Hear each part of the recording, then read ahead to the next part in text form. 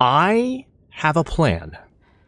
It's a long shot, but I'm going to do my best. It involves how I search the rest of this zone, mostly, while staying alive, mostly, getting my maple sapling back, hopefully, getting well fed back, definitely, hopefully, and heading to Timberwolf Mountain after that. Because as options go, Desolation Point just...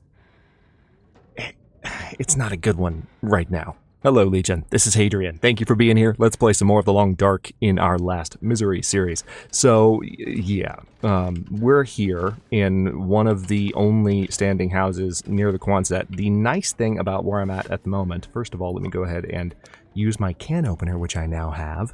Thank God. The nice thing is that this particular house that we're in, you know what? Hang on. Can I maybe also... yeah, let's go ahead and have the second one too. Is actually pretty close, all things considered. And depending on where the wolves are when I leave, might be fairly safe in terms of getting to the next spot that I want to travel. So the plan that I'm referring to, hang on, let's go ahead and drop a few things because I need to be as light as possible. We did lose well-fed last episode.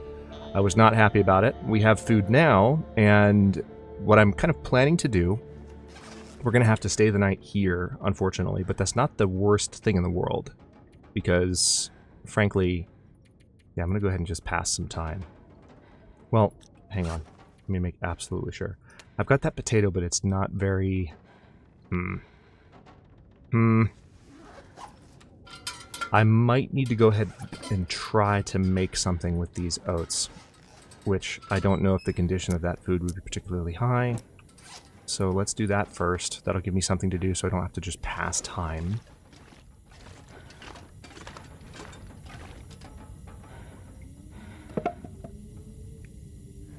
So the plan is we are going to head out to the same island where I died at the beginning of this run. And then we'll check that house, assuming we don't get attacked by any wolves. And then we'll head over to the other island house. And then we will sort of arc back in towards the mouth of the river that I followed on my way into the zone. And at that point, I'll head back up, grab my sapling, which I left behind by mistake, which I do want to have with me. And then we'll head back towards the cabin area where we first came into the zone, and then just straight around the same route I've already followed as quickly as possible, and we'll have a few pit stops along the way. There are places I can stop to warm up, and then go straight into Pleasant Valley. Food's going to be a bit of a tight spot. We'll have to see kind of how that plays out, but I'm pretty optimistic about it, all things considered. So let me go ahead and start making some porridge. And let's also, tell you what, let's place the cooking skillet. Yeah, I can make the potato here. Now, I very much doubt that cooking will improve the condition too much. Here's a moment of truth. What's the condition? 85%!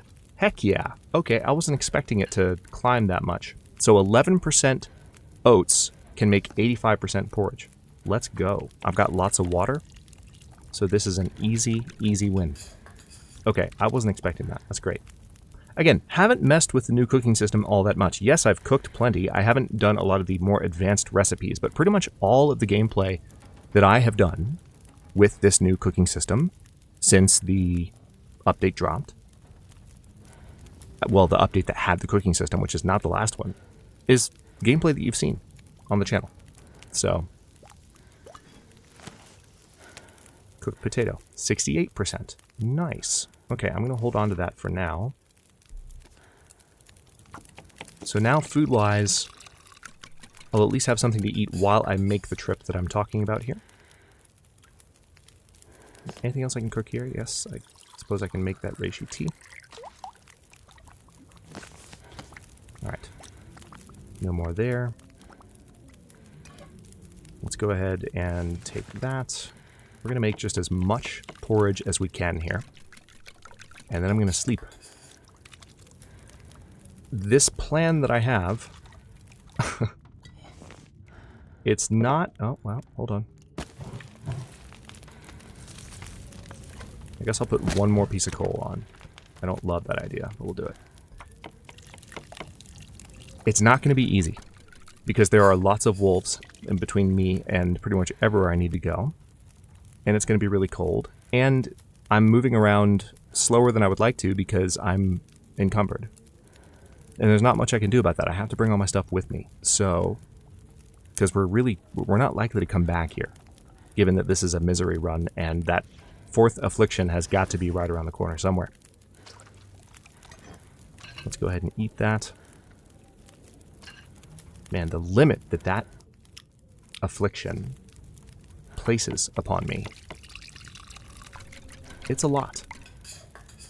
It's a lot. Okay, 57 minutes. Still making porridge. Okay. I wouldn't have thought that I had... I guess maybe I picked up a couple of containers of oats. How much more do I have? Okay. We're nearly done. So I might be able... Let's take that. Yeah, one more thing. Yeah, this is the last one. Now this time, this doesn't often happen. Usually when you have 0.22 pounds left, it doesn't round well in imperial units. And... yeah, 20 minutes. Hold on.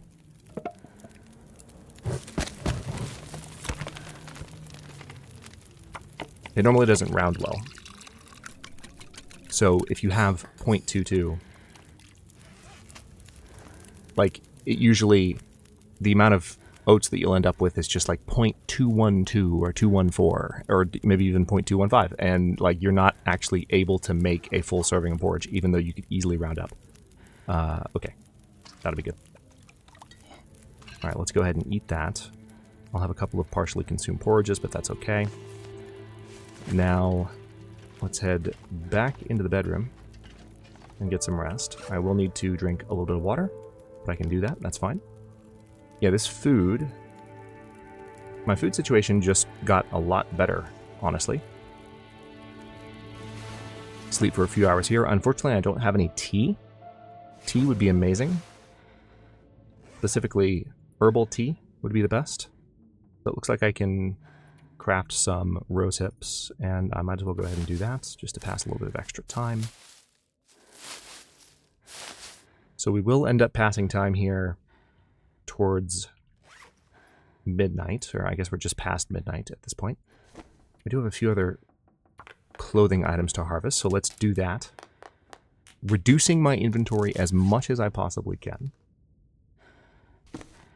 These actually need a little bit of love, but they are... I'm not going to be able to get to that right now. Okay. And I have this scrap metal on me, but frankly, I can't lug all that scrap metal around at the moment. It's just not a good idea. I have some books that I could read. Okay, not going to put anything in insulated flasks at the moment. I'm going to drop... well, I'll keep the stone in case I need to throw any stones either at wolves or at rabbits. Not something I do often, but since I've got it, might as well hold on to it. It's not weighing me down too much. Okay. Yeah, I really need to read those books. But we're not there yet. Let's go ahead and refuel the lantern.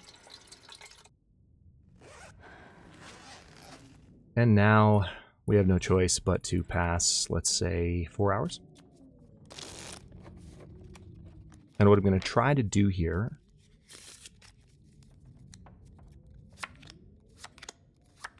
is we're going to fill up on as much as we can.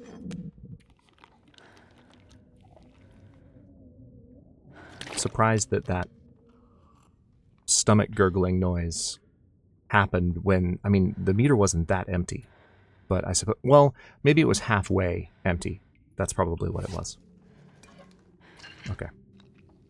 Yeah, they tend to happen like at the bottom, and when it's like 25% from being empty, like basically 3/4, 1/2, 1/4 empty.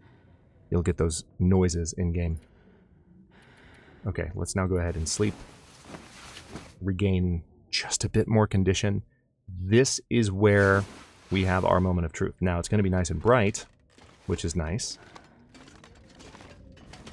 Part of me is tempted to stick around and repair for a bit, but I might do that once I get to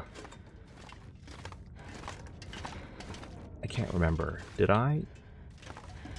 I think I came in either this door or the... This pack is getting kind of heavy. Okay, nice.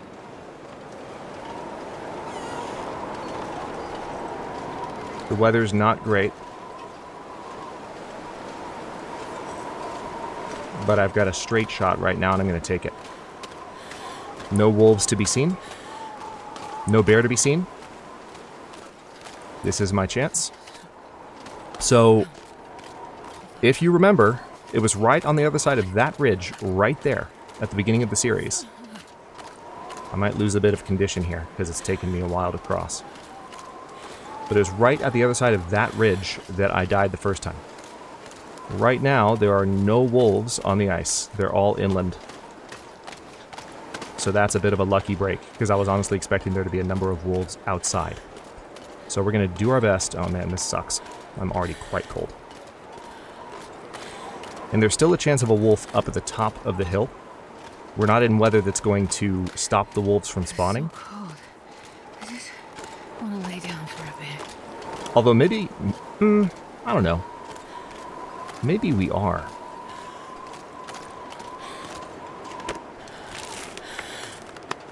Okay, another whetstone. That's nice. Some cloth.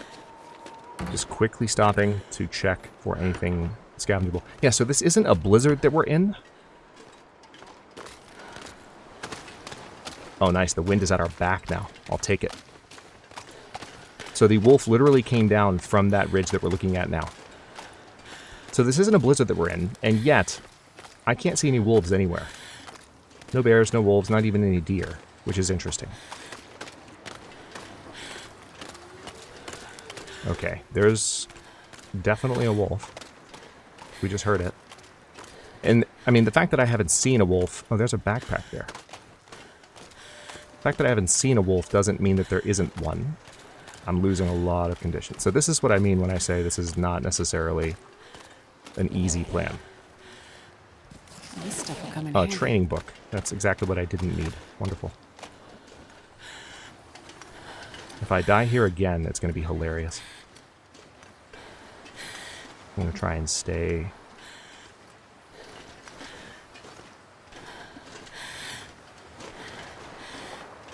Try and conserve just a little bit of sprint in case I need it. It's not going to help me a lot. It's going to drain real fast, and the wind is now blowing in my face again. So if a wolf finds me now, I'm in trouble. Especially if the wolf is dead ahead. I'm going to grab a few sticks along the way.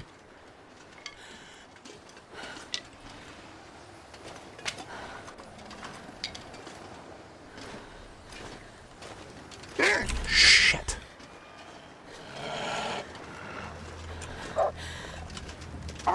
Damn it. This is probably going to be it. Yep. Oh, no. Okay, well.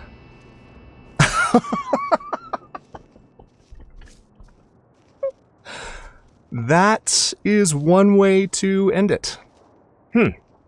So that's Misery. Let me share some thoughts on this. I really thought I was so lucky there with all of the wolves. I was like, maybe I can lean on the fact that there's not going to be a wolf up here because I don't see wolves anywhere else. And then sure enough, there's a wolf not only there, but like right in front of me.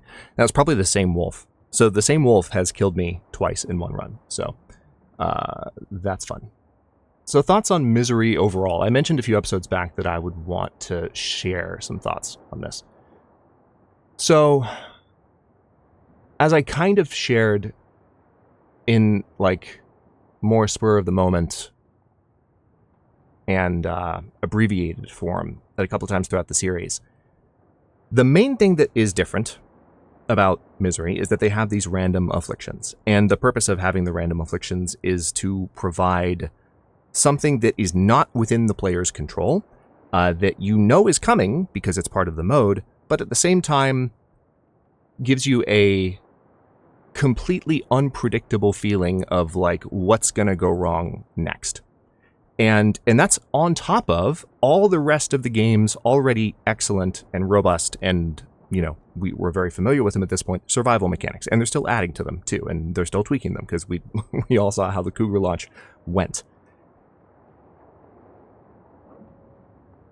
I think it is an interesting mode, and maybe... I can't really speak for the Nogoa crowd and anyone who plays the game on that higher level of difficulty where you're not only on Interloper, but you maybe tweak the custom settings all the way to the highest, most ridiculous possible point. Here's the thing. While I never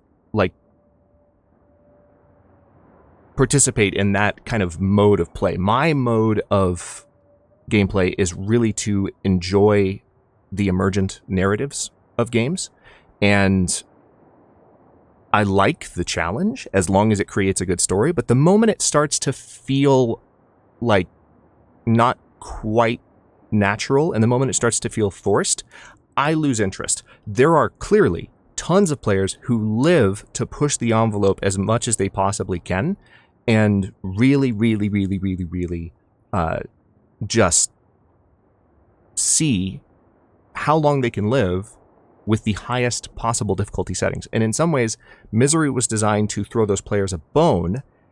In other ways, I kind of wonder if...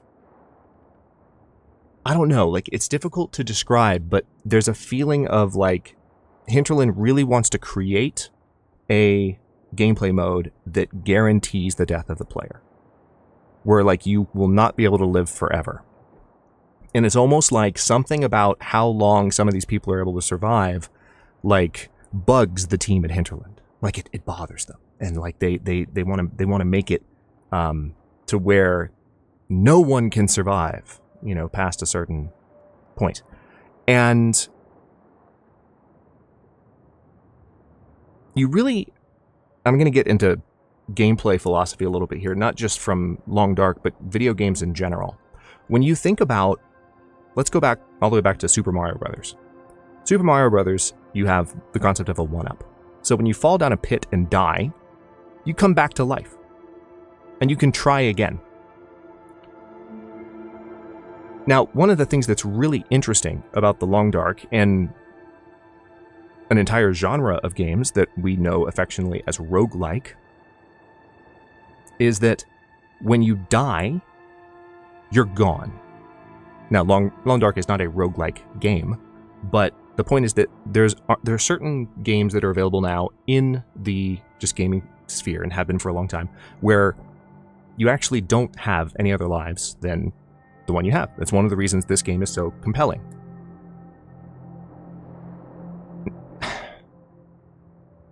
One of the reasons that having the concept of like an extra life or a one-up is so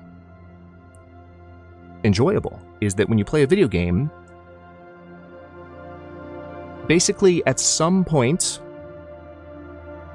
no matter how many tries it takes you, no matter how many times you have to go through and try the same level over and over and jump at different times and get good and put in all the practice and all this, you'll eventually win. Like, you will eventually get to a point where you reach that pinnacle that you were striving for all along. And you don't actually have to, like, when you fall down the pit in Mario Brothers, it doesn't mean that you no longer get to, you know, pursue that goal. It doesn't mean that you've lost that chance forever. It means that you'll just have to try again. But there's something fun, something even addictive about being able to try again. Now, games that add permadeath into the mix, you have to think about, okay, how does that stay fun, like in video game form, if you're taking the thing that makes games different from real life away, which is the concept of the one-up or the do-over. And for me personally, this is where I'm going to like swerve slightly into opinion. For me personally, what that comes down to is really Like, it comes down to the fact that you can survive as long as possible in the face of a game that is already trying to kill you. See, you can think about whether you want to use Super Mario Brothers or any other game. Yeah, sure, all the worlds of games, for the most part, at least games that aren't like super cozy and designed to, not be threatening, there's generally things about the environment, things about the world, things about opponents, things about like monsters out in the, the nether, that those creatures will, like, the world's trying to kill you, basically, in any video game. That's a fact. The Long Dark has always been particularly challenging and harsh. So it's trying harder to kill you. And so the entire point of the game is to live as long as you can. Now, of course, you do still get another life. It's just that when you get another life in the Long Dark, it's not the same playthrough. It's one of the reasons we love it here on the channel. It's never the same story. It's never exactly the same. And what's interesting is that Misery Mode, you always start in exactly the same place. So it feels like another attempt at the same story. And maybe that's part of what might make it work for some people. But the Long Dark already has a mode where, the game is trying to kill the player. It's called Sandbox Mode. And we've been playing it for almost 10 years. Setting up a mode that guarantees the death of the player in like even more gratuitous fashion. Now, I think that's an interesting concept, but there are two like caveats to that. First of all, that may actually kind of ruin the fun of the game if you really think about it. Putting aside the fact that the game's already kind of trying to kill you, so, like, why make a mode that's, like, so geared towards trying to end the player's suffering, regardless of how you do it? That's the first caveat. Like, it might not actually do what you want it to do, because the game's already succeeding. Again, you've added permadeath, you've created this incredibly harsh world. The fun of the mechanics, because we can't try over and over again with the same save. Now, granted, we can cheat death now, so we kind of can, interestingly enough.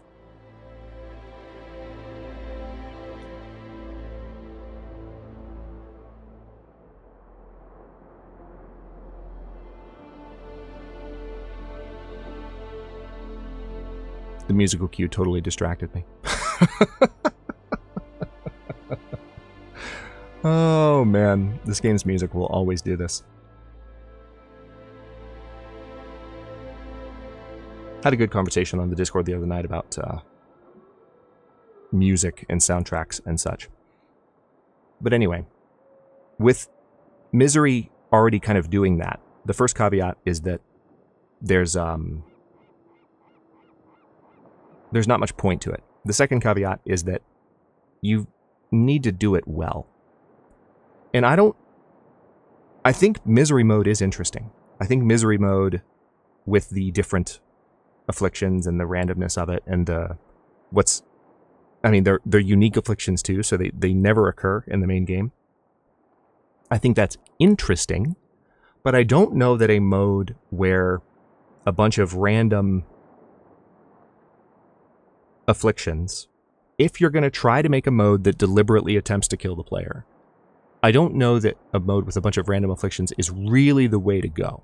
Now, again, as I've said in the beginning, and just to kind of reiterate this, I mentioned this in a post on the channel and then a few other things. We were not, me, Thomasina, Athenon, and Zachnafane, we weren't in any way invited nor expected to provide developmental instruction or formative feedback on what Misery Mode looks like. By the time we saw Misery Mode as testers, it was already close to what you saw here in this playthrough. And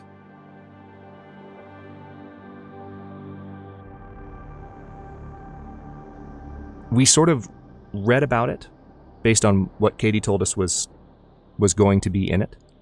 And we said, okay, we'll give it a shot, let you know what we think, share some thoughts. We did. And they were able to tweak some things based on that feedback. But for the most part, by the time we were playing it, it was already kind of like it was done. More or less. With, minus 1 or 2 final layers of polish, it was done. So, we didn't really... This is something that they kind of came up with as their first pass at an interesting new game mode that will really go beyond Interloper. Whether Misery stays like this, it's not likely at this point, given how Long Dark's development cycle is sort of coming to a close. But if this is what they stick with, I think it's an interesting mode to play. And maybe, again, I can't speak for the Nagoya crowd, but I think some of them might like it, and I know for a fact that some of them do. But at the same time, the random afflictions, I don't think are necessarily the best way to go about this entire enterprise of like having a game mode that deliberately tries to kill the player. The way that I would like to see it done, I don't know specifically what the mechanics would look like, but again, my whole focus on gameplay is on an organic challenge. Create a sandbox where the conditions are such that just playing the sandbox is not possible for longer than a month or so. By the way, I am annoyed that we didn't get to 30 days. We explored a decent chunk of the world. We explored more than a third of the entire world in this Misery playthrough, which I'm proud of. But I think what I would like to see is something that sort of keeps the spirit of like Interloper or Interloper adjacent difficulty, cranks it up a notch, but doesn't feel like you have to impose a bunch of rules on yourself or make things, in some ways, maybe it's just that you know what? Here you go. Just add another level of severity to all of the custom difficulty settings. That's my, at least, prototypical answer. Off the top of my head. Like, that actually wouldn't be bad. Add a level of scarcity for the resources and a level of danger for the wildlife that makes it even more punishing. That's the way to do it, I think. And does that mean Misery shouldn't be in the game? No, not at all. I think it's an interesting mode that provides a kind of a different way to play. I don't think that I will be playing it very much. As I mentioned, we call the series Last Misery. It was kind of a nod to one of my favorite video game series of all time, which is that the very first one was meant to be the last, and yet there's been a series now of almost 20 games. Well, much more than 20 when you count the various offshoots of Final Fantasy. But, we might do a Last Misery Season 2, Season 3 at some point in the future. And we'll just let that be the running meme. This is the last one, right? But, and hopefully we'll do better than 26 days. But overall, I think I will be happy to stick to Against All Odds content in terms of just having that custom high difficulty Interloper adjacent code that we run on. That's where it's at for me. So now that I've been rambling for 15 minutes about this mode, and truly rambling, including with distractions from music, I'm going to go ahead and stop this series here. With this series being ended, this means that we can look forward to Against All Odds Season 02 starting this weekend, which is pretty cool because I didn't necessarily expect that, and here we are. So that's a lot to look forward to. And in the meantime, hang on, let me think. No, there's nothing else I want to announce at the present because I just want to do everything I can to put one foot in front of the other and be moving forward with some of the plans that I've been mentioning for months now, without talking about them too much, because sometimes that hurts more than it helps. And there are definitely some things around the corner that I would like to get going as soon as possible. I wasn't expecting this series to end today, but in some ways it will allow me to take a breath and pivot towards some newer, cooler things. Again, at the end of the day, I like Misery Mode, and I'm incredibly honored to have gotten a chance to test it, but it's not the main way that I would play the Long Dark, and this was just sort of an exposition series that showcased what the mode was all about. So for those of you new to the channel, let me, before I wrap this series up, say welcome. Thank you so much for watching. Thank you so much for being here and just sharing your enthusiasm. I've gotten a lot of people coming in just saying really nice things about how they found me from the announcement, and that is, as someone who was gone from YouTube, I know the established subscribers don't like me to bring this fact up, but I was gone for 2.5 years. Things were challenging there for a while, and now I'm back, and I'm juggling a lot, but I'm able to put time into the channel without any kind of distractions and really start building back up to what we had before and beyond. It's taken more this year than I would have expected to balance everything, but at the same time, there's still been a lot of enthusiasm. There's, of course, always a lot of enthusiasm and a lot of game playing over on the Discord. So I appreciate the community very much for their patience, as always, but also just for the camaraderie and the positive vibes and just the overall response to this series. We're going to dive back in with more Long Dark soon, and additional content right around the corner as well, which again, I won't mention. Thank you again so much for watching. Do not forget to like the video and subscribe to follow along if you're not already. For early episodes, channel emotes, and member badges, look for the join button. New episodes are going to drop at 1 p.m. US Eastern Time every day but Wednesday, and comments are always welcome. So leave your thoughts below, and I will see you next series.